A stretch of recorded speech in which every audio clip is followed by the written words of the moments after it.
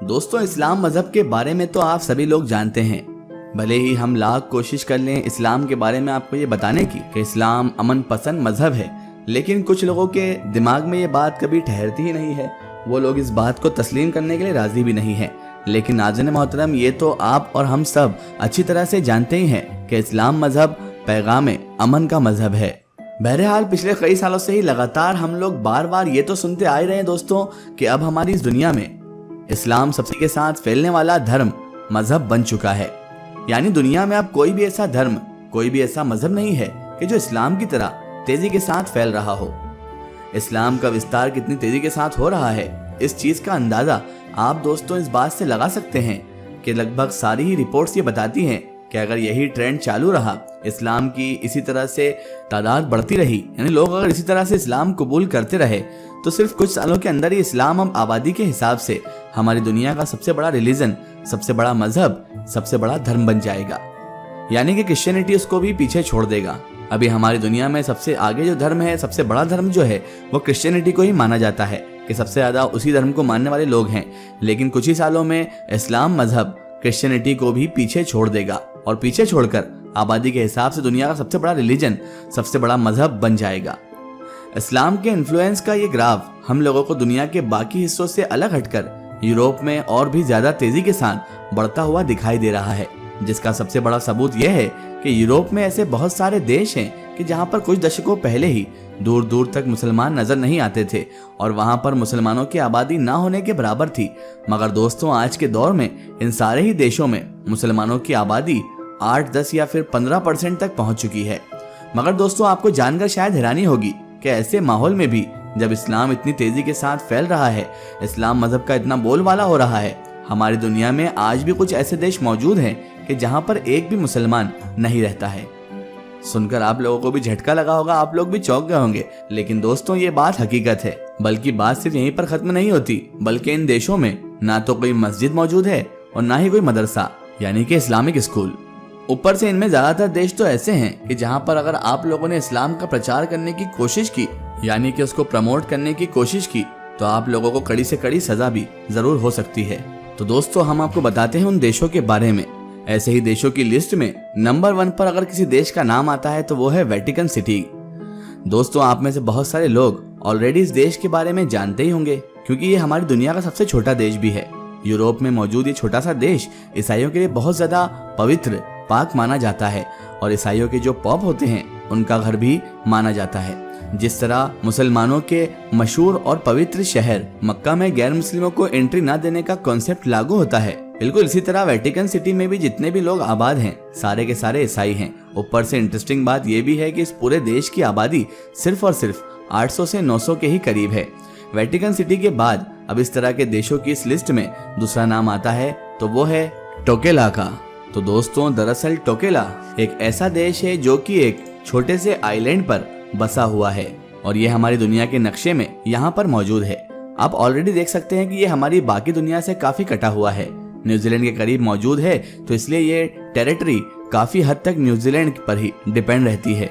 2016 की रिपोर्ट के मुताबिक इस पूरे देश की आबादी लगभग 1400 से 1500 के करीब है। इसको दुनिया की सबसे छोटी अर्थव्यवस्था वाला देश भी माना जाता है। इसके अलावा वेटिकन सिटी की तरह ही इस देश का भी जो मुख्य धर्म है वो ईसाई है।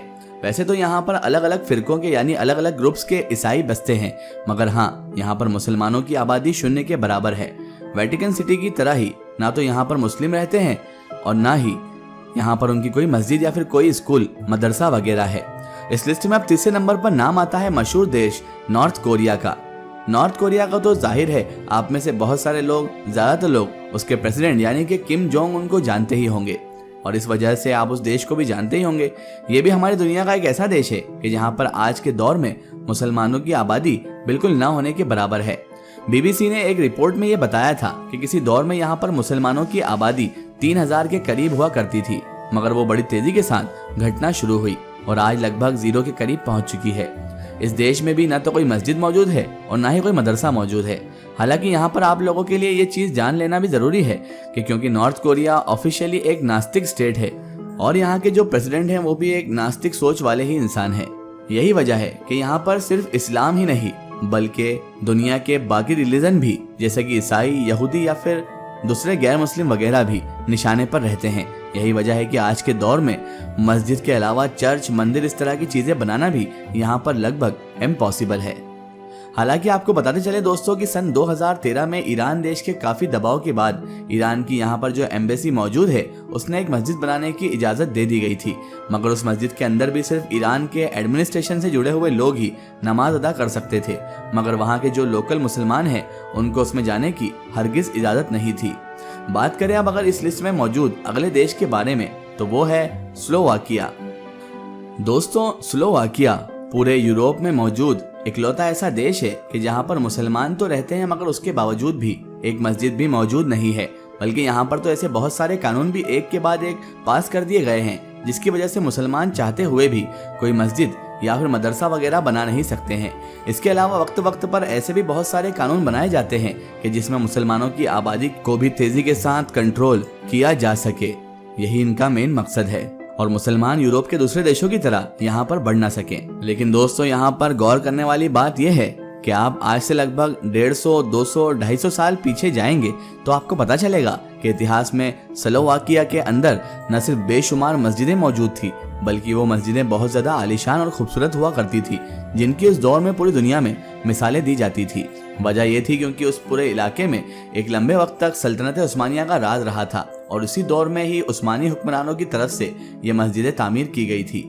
मगर जब उस्मानी सल्तनत कमजोर हुई और दुनिया के बाकी इलाकों की तरह ये इलाका भी उस्मानी सल्तनत से निकल गया, तो धीरे धीरे इस इलाके में न सिर्फ मस्जिदें तोड़ दी गई बल्कि कानून लाकर अब नई मस्जिदों को बनाने पर भी पाबंदी लगा दी गई और धीरे धीरे हालात ऐसे हो गए कि आज के दौर में पूरे ही स्लोवाकिया देश में एक भी मस्जिद मौजूद नहीं है। इस लिस्ट में मौजूद अगले देश का नाम है सोलोमन आइलैंड।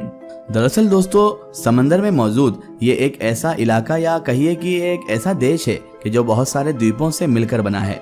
वैसे तो इसकी आबादी लगभग 7 लाख के करीब है, मगर यहाँ पर भी मुसलमान बिल्कुल न होने के बराबर हैं। ज्यादातर रिपोर्ट्स ये बताती है कि यहाँ पर मुसलमानों की आबादी 350 या फिर 400 के करीब है, जबकि रिपोर्ट्स ये भी बताती है कि शायद मुसलमानों की आबादी 1000 का आंकड़ा पार कर चुकी है।